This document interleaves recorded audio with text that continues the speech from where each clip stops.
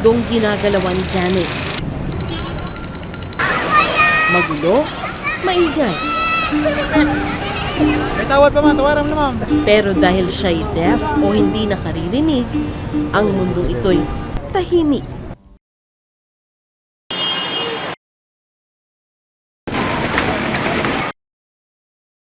At kahit halos walang salitang lumalabas sa kanyang bibig, hindi siya nanahimik.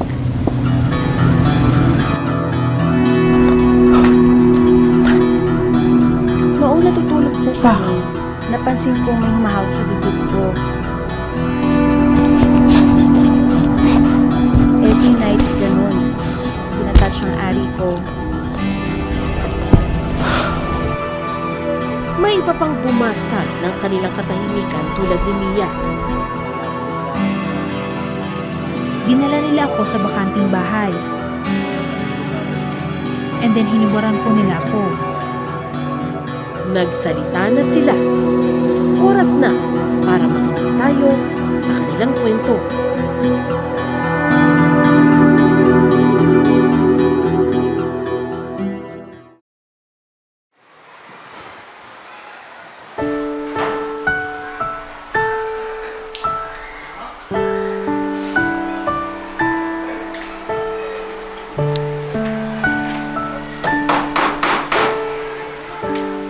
Una ko siyang nakita sa pagtitipon ng mga high school student na bingi o kaya ay may problema sa pandinig. Oh, which is men and women? Which? Siya, si Mia. Hindi niya tunay na pangalan. 20 taong gulang. Para siyang ordinaryong high school student sa unang tingin. Pero ang totoo, sugatan ang babaeng ito. Yung sugat na hindi nakikita dahil taglay ito ng kanyang pagkatao.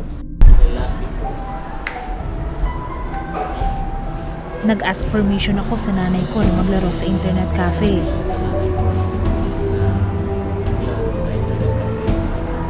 Habang naglalaro ako sa computer, may lalaking lumapit sa akin. Niyaya akong lumabas. Sabi ko, hindi naman kita kilala. Sabi, sumama ka na lang. Ipakikilala kita sa kaibigan ko. So eventually po, sumama ako. Yung anak ko, pag lumalabas yan, mga 30 minutes lang, babalik na yan sa bahay namin. Yung araw na yun, nagtaka ako bakit hanggang ilang oras na hindi nakabalik. So, naghanap na ako. Merong mga bata na nagtanong, sinong hinahanap mo? Yung anak mong pipi. Sabi ko, oo. So, nandun, dinala nila doon. Mga late afternoon na yon. Natakot na ako kasi dumidilim na. Then later on po, dinala nila ako sa bakanting bahay.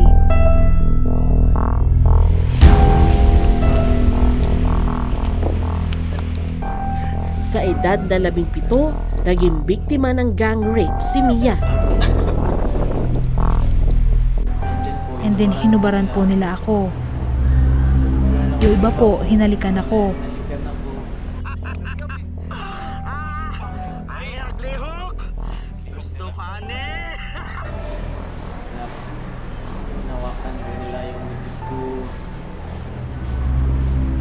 Marami po sila.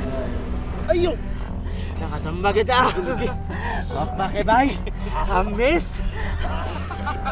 7 ang lalaking gumahasa sa kanya.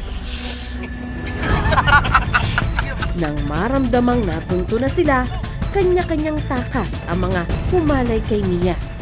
Then yung mga lalaki po nag-rape sa akin, tumalon po sila.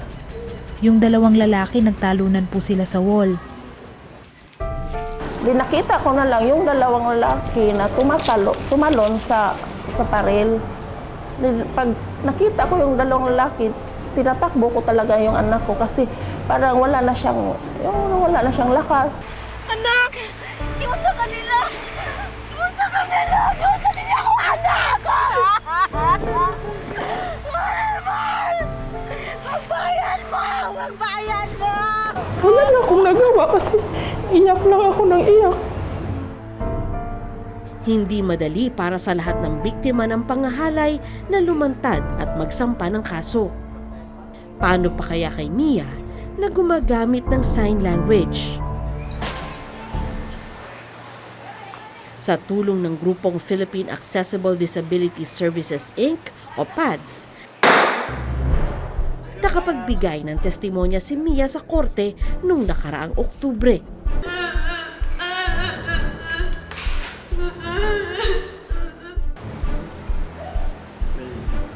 Ngayon po, gusto ko talagang makakuha ng hustisya.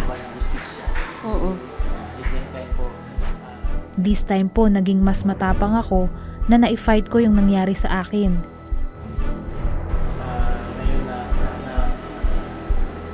Ngayon nabuhayan na po ako ng loob. Noong una po kasi parang feeling ko ako lang mag-isa. Walang nakikinig sa akin kasi deaf ako. Ngayon po, parang nabigyan ako ng boses na maghanap ng hustisya. Salamat na ako sa kanya kasi talagang matapang siya. Hindi siya takot kasi kahit kaharap na yung mga lalaki.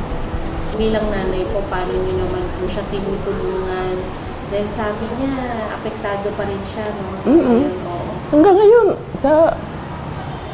kaming dalawang katabi matulog. Kami dalawa. Yung tatay at saka kapatid niya nasa kabilang kwarto, kami kadalawa sa kwarto niya. Bakit po? Bakit po? Ayaw niya matulog. Kasi pag siya lang mag-isa, parang hindi siya makatulog. Pag kayo nakakatulog siya. Ano pa po ang napansin niyo na epekto sa kanya? Hindi na siya lumalabas ng bahay. Dalawa lang sa mga suspect ang nakakulong ngayon. So iba-iba, no? May nakulong dahil nasa edad na sila. Meron pong nalagay sa Bahay Pag-asa. Dalawa rin po sila. Yung dalawa, yung dalawa, nakakulong lang isang linggo din. After isang linggo, nakauwi kasi under community service daw. community service dahil minor. Mga minor po sila. Yan po. Nababahala man ang mag-ina, konsuelo na rin daw na kahit paano'y gumugulong ang hustisya.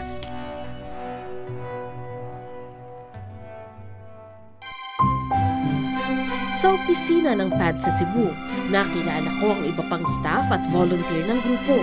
Isinusulong ng PADS ang social inclusion at karapatang pantao ng mga may kapansanan.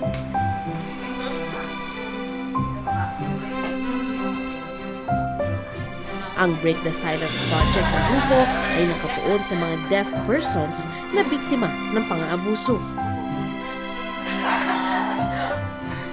Maraming mga abuso, maraming mga kaso na nasa court pero hindi nagpo-progress because of the absence of interpreters or kung may mga reports with the police, hindi naintindihan ng mga police or yung mga biktima.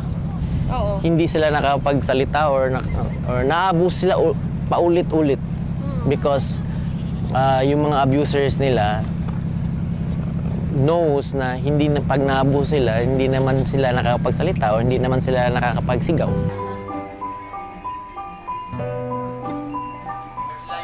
Hearing o nakaririnig si John Paul at bihasa din siya sa sign language. Ang ilang kasamahan naman niya sa grupo, mga deaf na may training bilang deaf relay interpreter. Sila ang pinapatawag ng pulisya o kaya ay ng korte para maunawaan ng mga deaf na biktima. Ang sign language po kasi, particularly Filipino sign language, they have to be learned in a educational system or sa SPED centers. Pag ang isang deaf hindi pinapaaral ng parents, wala siyang language development. So yung lingwahe niya parang home science lang or yung gawa-gawang senyas ng mga magulang at para makakommunicate lang sila.